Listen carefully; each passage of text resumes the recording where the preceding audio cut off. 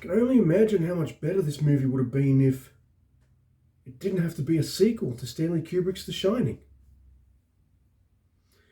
In fact, Doctor Sleep isn't just a sequel to the movie The Shining, it's also a sequel to the novel The Shining at the same time. So it has to juggle being a sequel to a book, which is, in my opinion, amazing, to a movie, which is, in my opinion, really boring. This movie, Doctor Sleep, is written and directed by Mike Flanagan. He did Gerald's Game, which I've done a review for. So I'll just link it at the end of this one. And you've got Ewan McGregor here as Danny Torrance, all grown up. Rebecca Ferguson as well, and Kylie Curran. Now, this movie does something I wanted the fucking first movie to do. It follows the story of Doctor Sleep. It's very truncated, and some characters are kind of combined, and there are references to the book all the way throughout for people watching it, and that's awesome. If you've read the book, if you haven't, doesn't matter.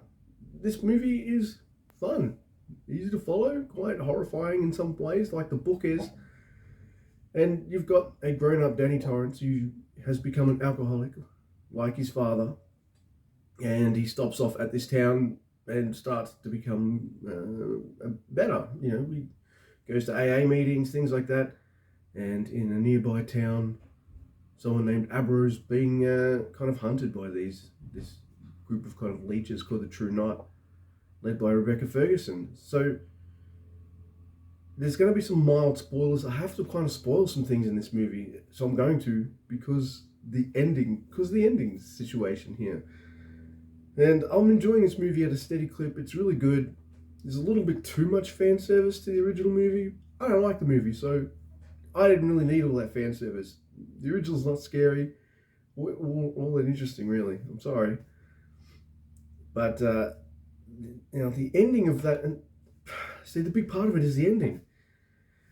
The ending of the book of Doctor Sleep, here's some spoilers, culminates with Danny Torrance going to where the Overlook used to be. It's just like kind of flat. There's a staircase, and that's about it. The hotel's gone. It burned down. It blew up in the first book. Well, it didn't in the movie. So what you've got to do now is have him go back to the Overlook, the actual hotel, and going in there, and then that's where you get to see all this kind of fan service to the first movie, most of it. And because those endings are so wildly different, you get a different ending to this movie, and I don't like it. If The Shining, the movie, had done the ending it should have, this movie, Doctor Sleep, the sequel, would have been so much better.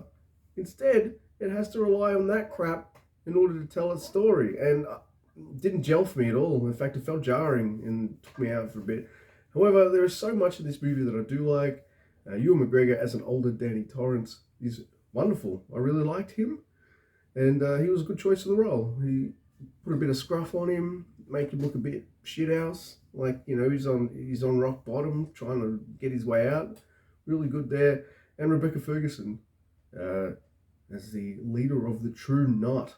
Actually, she's not the leader in this. In the book, she's the leader. In this, she's not. It's Grandpa Flick that's the leader, who is played by the It's Happening Again dude from Twin Peaks.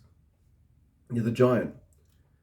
So there's some really cool performances here that I really like. I like how much that this adaptation of Doctor Sleep is faithful to the actual novel, until you get to the end where it can't be faithful to the novel because of the movie The Shining not being faithful to the novel.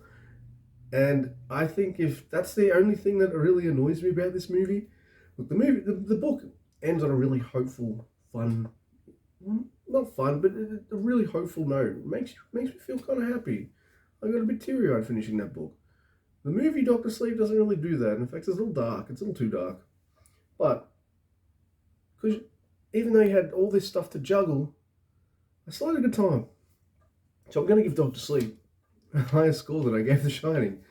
Yeah, it's a 7. It's a solid time. It's not quite as good as the book, but what is?